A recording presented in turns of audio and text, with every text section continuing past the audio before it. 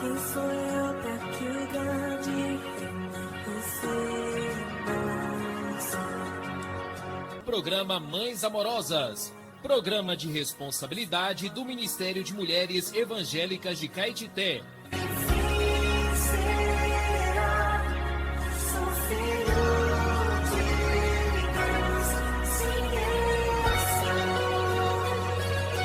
Queridas irmãs em Cristo, está iniciando o programa Mães Amorosas, o Ministério de Mulheres da Igreja em Caetité. Este programa é feito com muito amor e carinho, especialmente para você. Bom dia, queridas ouvintes, amadas irmãs. Mais um dia estamos aqui com vocês para compartilhar a palavra do Senhor. Então, iniciamos o programa Mães Amorosas com provérbios, palavras de sabedoria. Hoje, dia 23 de maio, nosso coração é de gratidão por estarmos juntas desfrutando do programa maravilhoso, o programa Mães Amorosas. E o provérbio de hoje diz assim: o olhar de amigo alegra o coração, as boas novas fortalecem até os ossos. Provérbios, capítulo 15, versículo 30. Temos como título hoje A Maravilhosa Vida da Igreja. Nada é mais aconchegante do que um olhar de amigo. Cristo nos aproximou a todos pelo seu sangue e Ele é a nossa paz. Tendo derribado a parede de separação entre os povos, reconciliou-nos em um só corpo com Deus. Assim, já não somos mais estrangeiros e peregrinos, mas concidadãos dos santos e somos da família de Deus. Efésios capítulo 2, versículos 13 ao 19. A todos que cremos no Senhor Jesus, Deus nos fez membros do corpo de Cristo e também membros da família de Deus. A vida da igreja é a vida do corpo e é a vida em família. E na casa de Deus não é lugar para vivermos na carne, pois somos servos uns dos outros. Porque toda a lei se cumpre em um só preceito: amarás o teu próximo como a ti mesmo. Paulo adverte: se o ambiente for de disputa ou contendas, seremos mutuamente destruídos. Gálatas 5, do 13 ao 15. Todavia, numa igreja normal, o ambiente é de amor, cuidado, paciência, mansidão, onde nos sentimos amados e cuidados. Somente na vida da igreja encontramos o amor sem hipocrisia. Nesse ambiente há o olhar de amigo que alegra ao coração e pelo fundamento de unidade e de amor, Deus derrama sua bênção e a vida para sempre, pois nele não há falta de boas novas, ou seja, a palavra viva de Deus que nos alimenta, que fortalece até os ossos e dá direção para o seu povo seguir adiante. Oh, como é bom e agradável viverem unidos, irmãos. Ali ordena o Senhor a sua bênção e a vida para sempre. Salmos, capítulo 133. Amém. Bom dia, até amanhã com mais provérbios, palavras de sabedoria. Fiquem na paz que vem do nosso Senhor Jesus Cristo.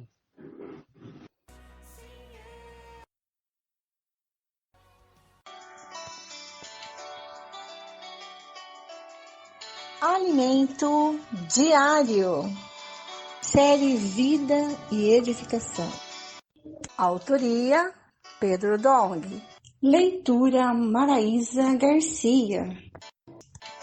Levantar antes de qualquer outra coisa. Faça uma respiração da vida. Invocando profundamente o nome do Senhor Jesus. Oh, Senhor Jesus, Senhor Jesus, oh, Senhor Jesus. Obrigada, Senhor, por mais este dia. Senhor Jesus, como precisamos de Ti. Oh, Senhor Jesus, declaramos que o Senhor é tudo para nós. Senhor Jesus, queremos mais de Ti a cada dia. Abençoa a nossa leitura, Senhor. Oh, Senhor Jesus. Amém, irmãs? Hoje vamos ler o Alimento Diário, o novo livro. Você quer receber o cuidado de Jesus? Vamos ler com oração, João 8:28. Disse-lhes, pois, Jesus: quando levantardes o Filho do Homem, então sabereis que eu sou, e que nada faço por mim mesmo, mas falo como o Pai me ensinou. Deus é o eu sou. Deus é autoexistente. Ele é o eu sou. No capítulo 8 de João, por 3 vezes o Senhor Jesus referiu a si mesmo como o eu sou. No versículo 24, ele afirma que, se não crermos que ele é o eu sou, morreremos em nossos pecados.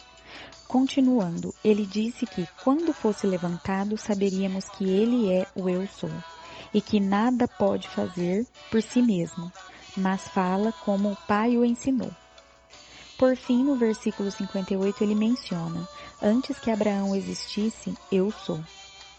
No capítulo 3 de Êxodo, quando Deus enviou Moisés aos filhos de Israel para tirá-los do Egito, Moisés perguntou-lhe como responderia àqueles que lhe perguntassem qual era seu nome. Disse Deus a Moisés: eu sou o que sou. Disse mais: assim dirá aos filhos de Israel: eu sou me enviou a vós outros. O eu sou é a realidade de Deus. Ele é o eu sou, porque nosso Deus é autoexistente. Ninguém o criou, ele existe de eternidade a eternidade. A expressão eu sou significa ser, existir, estar presente. Nosso Deus é aquele que é, que era e que há de vir. Nosso Deus não é só autoexistente, mas é a própria existência. Nós existimos porque Deus existe. Portanto, ao dizer eu sou, Deus refere a si mesmo como a própria existência. Deus é capaz de chamar à existência as coisas que não existem, porque Ele é a própria existência. Deus é autoexistente e é capaz de criar o que quiser. Sendo Deus a própria existência, Sua palavra traz à existência todas as coisas. Vemos isso no Evangelho de João. O Verbo estava no princípio com Deus e era Deus. Todas as coisas foram feitas por intermédio dele. Por quê? Porque Ele é a própria existência. Você e eu existimos porque Deus é o eu sou e devemos a Ele nossa existência. Em sua epístola aos Colossenses, Paulo refere-se a Cristo como a imagem do Deus invisível, o primogênito de toda a criação, reafirmando que nele foram criadas todas as coisas, nos céus e na terra, as visíveis e as invisíveis, sejam tronos e soberanias, sejam principados e potestades, enfim, tudo foi criado por meio dele e para ele. Cristo é a imagem do Deus invisível. Tudo foi criado por meio dele e para ele, a fim de ele ser o cabeça sobre todas as coisas. Ele vai governar todas as coisas. Foi ele quem trouxe à existência todas as coisas. Que maravilha! No capítulo 8 de Provérbios, podemos ver que existimos por causa de Cristo. Ele é a própria sabedoria. Deus, Pai, possuía a sabedoria que é Cristo, no início de sua obra. Antes de suas obras mais antigas, a sabedoria foi estabelecida. Então, eu estava com ele e era seu arquiteto. O Filho, Cristo, por intermédio de quem todas as coisas vieram a existir, estava com Deus na criação. Cristo era a própria sabedoria de Deus. Era o arquiteto de Deus. A essência da existência de toda a criação é Deus. Como viemos a existir? Por intermédio de Deus. Toda a criação leva a assinatura de Deus. Todos nós carregamos a assinatura de Deus. Deus é a palavra, o verbo de Deus, que certamente assina toda a criação, tanto no nível atômico como no nível subatômico. Enfim, em todos os níveis encontramos a assinatura do Eu Sou. Aleluia! Escreva a frase que mais tocou seu coração e ore sobre ela. Amém.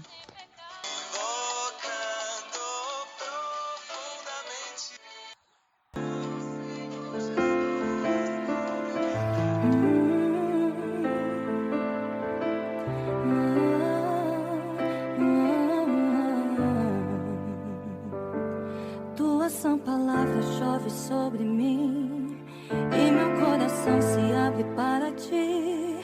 Como boa terra, me apego a tua voz. Medos. Bom dia, amadas irmãs. Bom dia, Marlene. Obrigada por trazer provérbios para nós todas as manhãs. Palavras de sabedoria para a gente, né? Graças ao Senhor pelas irmãs cooperadoras do programa Mães Amorosas, que traz com muito carinho essa palavra para a gente, né? Um grande abraço para todas as intercessoras do programa. Também queremos mandar um abraço para a Taíca, né? Que traz pontos para meditar para a gente todos os dias, né? Queridas irmãs e amadas, nós estamos caminhando na leitura bíblica, né? Já vamos iniciar hoje o livro de 2 Samuel. Então, o tempo está sendo remido, né? Nós estamos aqui como mulheres de Deus, né? Mulheres mensageiras do Senhor, né? Que prega as boas novas, né? Você e eu podemos falar de Cristo para as pessoas, né? Ser essas mensageiras. Nós somos donas de casa que vamos repartir despojos, né? Na verdade, nós já repartimos, né, os despojos, porque a gente luta e vence todos os dias, não é? Muito bom, graças ao Senhor. Também quero encorajar você a ler a Bíblia com a família, né? Nós aqui do programa Mães Amorosas, várias irmãs, leem a Bíblia mais do que uma vez por dia, né? Porque nós temos grupos de leitura bíblica, então tem irmãs que lê 2, 3 vezes a Bíblia ao dia.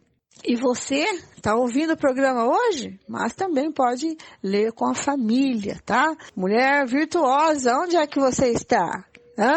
Então vamos ser sábias, né? E edificar a nossa casa com a palavra do Senhor. Esse é um encorajamento para vocês, tá bom? Senhor Jesus, nós te agradecemos nesta manhã porque o Senhor está presente nas nossas vidas, o Senhor está presente no ambiente onde nós vivemos e o Senhor está presente no nosso espírito e todo o tempo nós podemos contatá-lo, podemos estar conectados ao Senhor e a unção fala com a gente o tempo todo.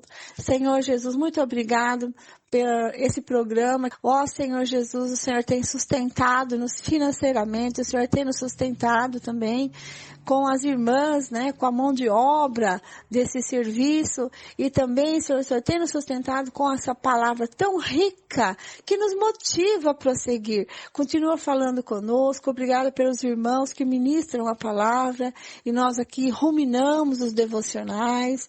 Obrigada, Senhor, pelo irmão Pedro Dong, por todos os seus cooperadores, pelos irmãos e irmãs que escrevem livros que nós podemos divulgar aqui no nosso programa, sendo essas mensageiras de Deus, né? Que o Senhor possa também fazer cada um das nossas ouvintes a sua mensageira. Obrigada, Senhor, pela saúde que o Senhor tem dado para todos nós. Pedimos, Senhor, continua abençoando a saúde das irmãs, das suas familiares. Obrigado pelo pão da vida que o Senhor tem dado para a gente, pelo pão material também, né? Pelo pãozinho de cada dia que o Senhor tem nos alimentado. Obrigada, Senhor, pela alegria que não se compra, pela paz que não tem aonde encontrar, a não ser em Ti mesmo. Obrigada, Senhor, porque o Senhor dá tudo o que as pessoas procuram, gastam dinheiro para ter alegria, para ter conforto, segurança. Senhor, o Senhor dá para nós de graça. Muito obrigada pela Tua alegria, paz e todos os seus atributos divinos que o Senhor coloca em nós. Ó Senhor Jesus, Seu nome é salvação para nós. Aleluia! Vamos então abrir no nosso coração a nossa Bíblia, né? E também o nosso entendimento para podermos ganhar da palavra. Amém? 2 Samuel, capítulo 2, a partir do versículo 12. Vitória de Davi sobre Isbosete. Abner, filho de Ner, e os homens de Isbosete, filho de Saul, saíram de Maanaim e foram para Gibeão. Joabe, filho de Zeruia, e os servos de Davi também saíram, e os dois grupos se encontraram perto da cisterna de Gibeão. Um grupo parou do lado de cada cisterna e o outro do lado de lá. Então Abner disse a Joabe: que os moços se levantem e lutem diante de nós. Joabe respondeu: está bem. Então se levantaram e avançaram em igual número, 12 de Benjamim, da parte de Isbosete, filho de Saul, e 12 dos homens de Davi. Cada um pegou o seu adversário pela cabeça, meteu-lhe a espada no lado e caíram mortos juntos. Por isso aquele lugar foi chamado de Campo das Espadas, fica perto de Gibeão. Houve um combate intenso naquele dia, e Abner e os homens de Israel foram derrotados pelos homens de Davi. Estavam ali os 3 filhos de Zeruia, Joabe, Abisai e Azael. Azael, que era ligeiro como uma gazela selvagem, perseguiu Abner, e na sua perseguição não se desviou nem para a direita nem para a esquerda. Então Abner olhou para trás e perguntou: é você, Azael? Ele respondeu: sou eu mesmo. Então Abner disse: desvie-se para a direita ou para a esquerda, agarre um dos soldados e pegue a armadura dele. Porém, Azael não desistiu de perseguir Abner. Então Abner disse mais uma vez: pare de me perseguir, do contrário eu vou ter de matá-lo. E depois, como poderia eu olhar no rosto de seu irmão Joabe? Como Azael não quis deixar de persegui-lo, Abner o feriu na barriga, com a extremidade inferior da lança que lhe saiu pelas costas. Azael caiu e morreu ali mesmo. Todos que chegavam ao lugar que Azael tinha caído morto paravam. Porém, Joabe e Abisai perseguiram Abner. O sol se pôs quando eles chegaram à colina de Amá, que está em frente de Giá, no caminho do deserto de Gibeão. Os filhos de Benjamim se reuniram em volta de Abner, formando uma só tropa, e se puseram no alto de uma colina. Então Abner gritou para Joabe: será que a espada vai consumir para sempre? Você não sabe que serão amargas as suas consequências? Até quando você vai esperar para ordenar ao povo que lhe deixe de perseguir os seus irmãos? Joabe respondeu: tão certo como vive Deus, se você não tivesse falado, só amanhã cedo o povo cessaria de perseguir cada um o seu irmão. Então Joabe tocou a trombeta e todo o povo parou, e eles não perseguiram mais Israel, e a luta acabou. Abner e seus homens marcharam toda aquela noite pela planície, passaram o Jordão e, caminhando toda a manhã, chegaram a Maanaim. Joabe deixou de perseguir Abner e, tendo reunido todo o povo, verificou que faltavam 19 dos homens de Davi, além de Azael. Porém, os servos de Davi tinham matado, dentre os de Benjamim e dentre os soldados de Abner, 360 homens. Levaram Azael e o sepultaram no túmulo de seu pai em Belém. Joabe e seus homens caminharam toda aquela noite e, ao amanhecer, chegaram a Hebrom. Durou muito tempo a guerra entre a casa de Saul e a casa de Davi. Davi se fortalecia cada vez mais, enquanto a casa de Saul se enfraquecia. Filhos de Davi que nasceram em Hebrom. Em Hebrom nasceram filhos a Davi. O primogênito foi Amnon, de Ainoã, o jezreelita. O segundo foi Quiliabe, de Abigail, viúva de Nabal, o carmelita. O terceiro foi Absalão, filho de Maaca, filho de Talmai, rei de Gesur. O quarto foi Adonias, filho de Agite. O quinto foi Cefatias, filho de Abital. O sexto foi Itreão, de Iglá, mulher de Davi. Estes filhos de Davi nasceram em Hebrom. Abner faz aliança com Davi.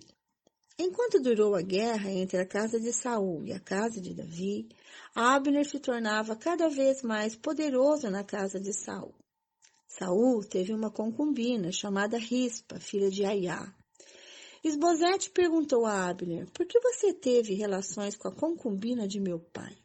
Abner ficou indignado com as palavras de Isbosete e disse: sou eu um cão a serviço de Judá? Ainda hoje sou fiel à casa de Saul, seu pai, aos irmãos e amigos dele, e não entreguei você nas mãos de Davi. No entanto, hoje você quer me culpar por causa dessa mulher? Que Deus me castigue se eu não fizer por Davi o que o Senhor lhe prometeu, transferindo o reino da casa de Saul e estabelecendo o trono de Davi sobre Israel e sobre Judá, desde Dan até Berseba. E Isbosete não pôde dizer nada a Abner, porque tinha medo dele. Então Abner enviou mensageiros a Davi, dizendo: de quem é a terra? Faça uma aliança comigo, e eu o ajudarei a fazer com que todo Israel se junte a você. Davi respondeu: muito bem, farei uma aliança com você. Porém, uma coisa exijo: quando vier falar comigo, você não virá à minha face se primeiro não me trouxer Mical, filha de Saul. Davi então enviou mensageiros a Isbosete, filho de Saul, dizendo: dê-me de volta a minha mulher Mical. Para poder casar com ela, dei como pagamento 100 prepúcios de filisteus. Então Isbosete mandou tirá-la do seu marido, Paltiel, filho de Laís. Seu marido a acompanhou, caminhando e chorando atrás dela até Baurim. Então Abner disse a ele: agora vai e volte para casa. E ele voltou.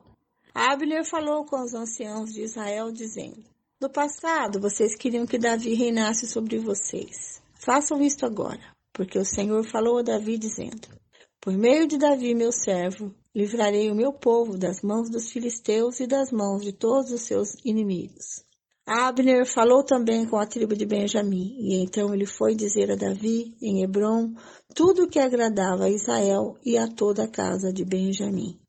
Abner foi falar com Davi em Hebrom, e 20 homens estavam com ele. Davi ofereceu um banquete a Abner e aos homens que tinham vindo com ele. Então Abner disse a Davi: eu me levantarei e irei para juntar todo Israel ao rei, meu senhor, para fazerem aliança com o rei. E meu senhor reinará sobre tudo o que quiser. Então Davi deixou que Abner partisse e ele se foi em paz. Joabe mata Abner. Versículo 22. Eis que os servos de Davi e Joabe vieram de uma investida e traziam consigo grande despojo. Mas Abner já não estava com Davi em Hebrom, porque este o havia deixado ir embora e ele tinha ido em paz. Quando Joabe chegou com toda a tropa que estava com ele, disseram-lhe: Abner, filho de Ner, veio falar com o rei, que deixou que ele fosse embora em paz. Então Joabe foi falar com o rei e lhe disse: o que foi que o Senhor fez? Eis que Abner esteve aqui e o Senhor deixou ir embora. Agora ele se foi. O Senhor bem conhece Abner, filho de Ner. Veio para enganá-lo, para observar os seus movimentos e sondar todos os seus planos. Ao sair da presença de Davi, Joabe enviou mensageiros atrás de Abner, e eles o trouxeram de volta desde a cisterna de Sirá, sem que Davi o soubesse. Quando Abner voltou a Hebrom, Joabe o levou para um lado, no interior do portão da cidade, para lhe falar em segredo, e ali o feriu na barriga. E assim Abner morreu, por ter derramado o sangue de Azael, irmão de Joabe. Depois, quando Davi ficou sabendo, disse: eu e o meu reino somos inocentes diante do Senhor para sempre do sangue de Abner, filho de Ner. Que este sangue caia sobre a cabeça de Joabe e sobre toda a casa de seu pai. Que nunca falte na casa de Joabe quem tenha corrimento, quem seja leproso, quem se apoie em muleta, quem caia a espada, quem necessite de pão. Assim, Joabe e seu irmão Abisai mataram Abner, porque este tinha matado Azael, o irmão deles, na batalha de Gibeão. Davi lamenta a morte de Abner. Então Davi disse a Joabe e a todo o povo que estava com ele: rasguem as suas roupas, vistam-se de panos de saco e façam lamentação por Abner. E o próprio rei Davi ia seguindo o caixão. Sepultaram Abner em Hebrom. O rei levantou a voz e chorou junto à sepultura de Abner. E todo o povo também chorou, e o rei fez a seguinte lamentação por Abner: porque Abner teve de morrer como se fosse um tolo? As suas mãos não estavam atadas, nem estavam acorrentados seus pés. Você caiu como quem cai diante dos filhos da maldade. E todo o povo chorou muito mais por ele. Então todo o povo veio fazer com que Davi comesse pão, sendo ainda dia. Mas Davi fez este juramento: que Deus me castigue severamente se eu provar pão ou qualquer outra coisa antes que o sol se ponha. Todo o povo notou isso e aprovou essa atitude, assim como aprovava tudo que o rei fazia. Naquele dia, todo o povo e todo Israel ficaram sabendo que o rei não tinha nada a ver com a morte de Abner, filho de Ner. Então o rei disse aos seus servos: saibam que hoje caiu em Israel um príncipe e um grande homem. Hoje sou fraco, embora ungido rei. Esses homens, os filhos de Zeruia, são mais fortes do que eu. Que o Senhor retribua ao que fez esse mal, como ele merece. Todas essas mortes aqui, né? Saul, os seus 3 filhos, também Abner, chefe do exército de Esbozete, né? Amanhã nós vamos ver que Esbozete também vai ser morto, mas Davi não tem culpa da sua morte também. Todos foram mortos, né? Mas Davi foi inocente de todos eles. Ele não mandou os matar. Pelo contrário, ele castigou aqueles que os mataram. Então vemos aqui um exemplo, né, de alguém que não ousou, né? Não ousou tocar no ungido do Senhor. Ó Senhor Jesus. Esse é um bom exemplo de um homem fiel, né? Até aqui nós vemos Davi sendo rei só de Judá, né? Só de uma tribo, da tribo que ele pertencia, a tribo de Judá. Mas amanhã ele vai ser ungido rei sobre todo Israel. Então, não perca amanhã o próximo capítulo, tá ok? Fiquem agora com a irmã Lene. Bom dia, irmã Lene, agora é contigo. Bom dia, queridas ouvintes. Bom dia, irmã Vera. Continuando com a leitura bíblica, hoje vamos ler Salmos, capítulo 119, versículos 1 ao 16. Provérbios, capítulo 15, versículos 29 ao 30. E o Evangelho de João, capítulo 13, versículos 12 ao 38. Começando com Salmos. A excelência da lei divina. Bem-aventurados os irrepreensíveis no seu caminho, que andam na lei do Senhor. Bem-aventurados os que guardam os seus testemunhos e o buscam de todo o coração. Não praticam iniquidade e andam nos seus caminhos. Tu ordenaste os teus preceitos para que os cumpramos à risca. Quem dera fossem firmes os meus passos, para que eu observe os teus decretos. Então não terei de que me envergonhar quando considerar todos os teus mandamentos. Eu te darei graças com integridade de coração, quando tiver aprendido os teus retos juízos. Cumprirei os teus decretos, não me desampares jamais. Versículo 9. De que maneira poderá o jovem guardar puro o seu caminho? Observando segundo a tua palavra. De todo o coração te busquei. Não deixes que eu me desvie dos teus mandamentos. Guardo a tua palavra no meu coração para não pecar contra ti. Bendito és tu, Senhor. Ensina-me os teus decretos. Com os lábios tenho narrado todos os juízos da tua boca, mas me alegro com o caminho dos teus testemunhos, do que com todas as riquezas. Meditarei nos teus preceitos e as tuas veredas terei respeito. Terei prazer nos teus decretos, não me esquecerei da tua palavra. Agora, Provérbios, capítulo 15, versículo 29 ao 30. O Senhor está longe dos ímpios, mas ouve a oração dos justos. O brilho nos olhos alegra o coração, uma boa notícia fortalece até os ossos. Agora, o Evangelho de João, capítulo 13, versículo 12 ao 38. Depois de lhes lavado os pés, Jesus pôs de novo a sua vestimenta e, voltando à mesa, perguntou-lhes: Vocês compreendem o que eu lhe fiz? Vocês me chamam de mestre e de senhor e fazem bem porque eu sou. Ora, se eu, sendo senhor e mestre, lavei os pés de vocês, também vocês devem lavar os pés uns dos outros, porque eu lhes dei o exemplo para que, como eu fiz, vocês façam também. Em verdade, lhes digo que o servo não é maior do que o seu senhor, nem o enviado é maior do que aquele que o enviou. Se vocês sabem estas coisas, bem-aventurados serão se as praticarem. Não falo a respeito de todos vocês, pois eu conheço aqueles que escolhi. Mas é para que se cumpra a Escritura. Aquele que come do meu pão levantou contra mim o seu calcanhar. Desde já lhes digo isso antes que aconteça, para que, quando acontecer, vocês creiam que eu sou.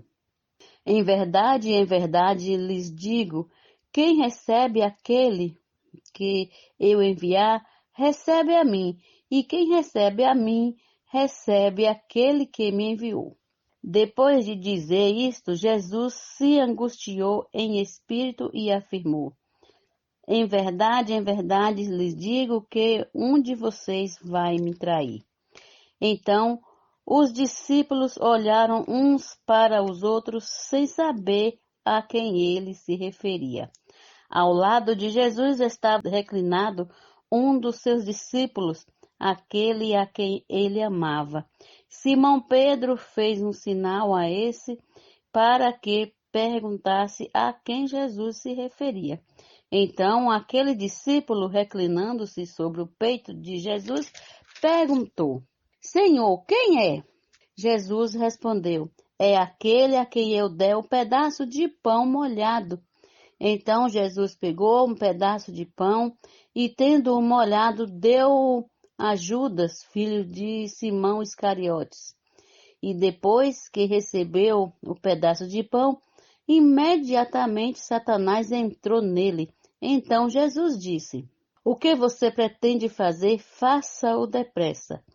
Nenhum dos que estavam à mesa entendeu por que Jesus tinha dito isto, pois como Judas era quem trazia a bolsa de dinheiro, alguns pensaram que Jesus tinha dito a ele: compre o que precisamos para a festa, ou então que havia solicitado que desse alguma coisa aos pobres. Assim, tendo recebido o pedaço de pão, Judas logo saiu, e era noite. Quando Judas saiu, Jesus disse: Agora foi glorificado o Filho do Homem, e Deus foi glorificado nele. Se Deus foi glorificado nele, também Deus o glorificará nele mesmo, e ele o glorificará imediatamente. Filhinhos, ainda por um pouco estou com vocês. Vocês vão me procurar, mas o que eu disse aos judeus, também agora digo a vocês: para onde eu vou, vocês não podem ir. Eu lhes dou um novo mandamento, que vocês amem uns aos outros, assim como eu os amei, que também vocês amem uns aos outros. Nisto todos conhecerão que vocês são meus discípulos, se tiverem amor uns aos outros. Simão Pedro perguntou a Jesus: Para onde o Senhor vai? Jesus respondeu: Para onde eu vou, você não poderá me seguir agora, mais tarde, porém, me seguirá. Pedro disse: Senhor, por que não posso segui-lo agora? Darei a minha vida pelo Senhor. Jesus respondeu: Você dará a vida por mim? Em verdade lhe digo, antes que o galo cante 3 vezes, você me negará. Amém. Bom dia. Amanhã continuaremos com mais uma leitura bíblica. Vamos ler o capítulo 14 do Evangelho de João. Este é o quadro Em Tudo Uma Lição. Sempre existe algo que podemos aprender com Taíka Saleb. Casamento, um jardim de sonhos ou um lugar sem cor? Título de hoje: As características do amor.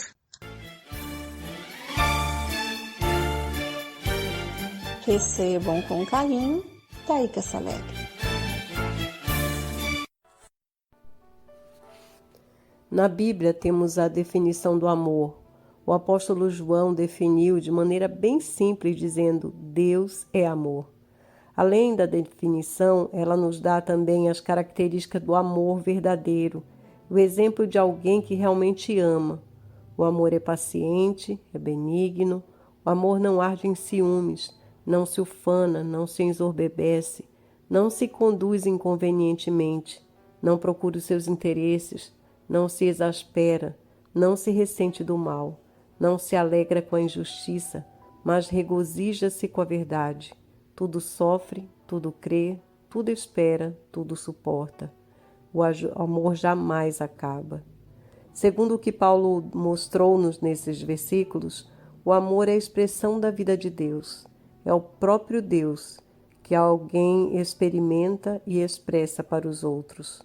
O amor não é um discurso, mas é a expressão prática da vida de Deus trabalhada em alguém. Na verdade, porque a vida de Deus foi trabalhada em Paulo, ele estava cheio de amor. Mesmo sabendo de todos os problemas e pecados que havia na igreja em Corinto, o apóstolo Paulo não abandonou os irmãos, tampouco os rejeitou. Antes, por amá-los, ele estava disposto a gastar-se e a deixar-se gastar em prol da alma deles. Em outras palavras, a pessoa que realmente ama entrega-se. O genuíno amor implica a perda. Uma mãe, por amar o filho, perde muitas coisas. O verdadeiro amor está sempre disposto a sacrificar-se. O melhor exemplo disso é Cristo. Como sabemos que Cristo nos amou? Gálatas 2:20 diz: porque ele se entregou por nós. Ao referir-se à sua experiência pessoal, Paulo disse: Cristo me amou e a si mesmo se entregou por mim. Cristo também nos amou e se entregou a si mesmo por nós como oferta e sacrifício a Deus. Por isso, devemos andar em amor. Ó Senhor Jesus, enche-nos, Senhor, de Ti, de Deus que é amor, para amarmos nosso cônjuge com esse amor, não o nosso amor natural, que advém de circunstâncias, mas o amor de Deus, que supera todas as coisas.